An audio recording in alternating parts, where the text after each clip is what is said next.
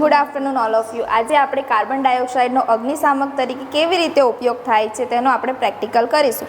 આ માટેના જરૂરી સાધનો કાચનો ગ્લાસ, સાદું પાણી, મીણબત્તી, માચીસ, એક ઈનોનું પેકેટ અને કાતર લઈશું. આ પ્રયોગ માટે સૌપ્રથમ આપણે એક કાચના ગ્લાસમાં થોડું સાદું પાણી નાખીશું. ત્યારબાદ આપણે મીણબત્તીને સળગાવીશું.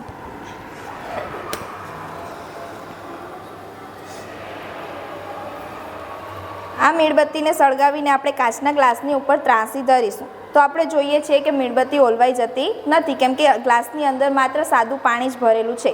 ત્યારબાદ હવે આપણે એક ઈનોનું પેકેટ લઈશું. આ ઈનોના પેકેટને આપણે ગ્લાસની અંદર નાખી દઈશું. ગ્લાસની અંદર નાખતા ત્યારબાદ આપણે મીણબત્તીને આની ઉપર ધરીશું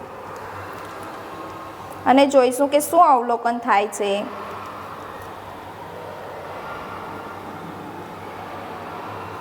તો આપણે જોઈ શકીએ છીએ કે મીણબત્તી ઓલવાઈ જાય છે. એ એટલા માટે થાય છે કે જેમ આપણે કાર્બન ડાયોક્સાઇડ જે વાયુ છે તે ઈનોને આપણે સાદા પાણીમાં નાખીએ તો અંદરથી કાર્બન સોલ્ટ સાથે મિક્સ થાય છે અને કાર્બન ડાયોક્સાઇડ વાયુ ઉત્પન્ન થાય છે અને આપણે જોઈ શકીએ કે મીણબત્તી ઓલવાઈ જાય છે. આ માટે કાર્બન ડાયોક્સાઇડ વાયુનો ઉપયોગ અગ્નિશામક તરીકે થાય છે અને ઉત્તમ અગ્નિશામક છે.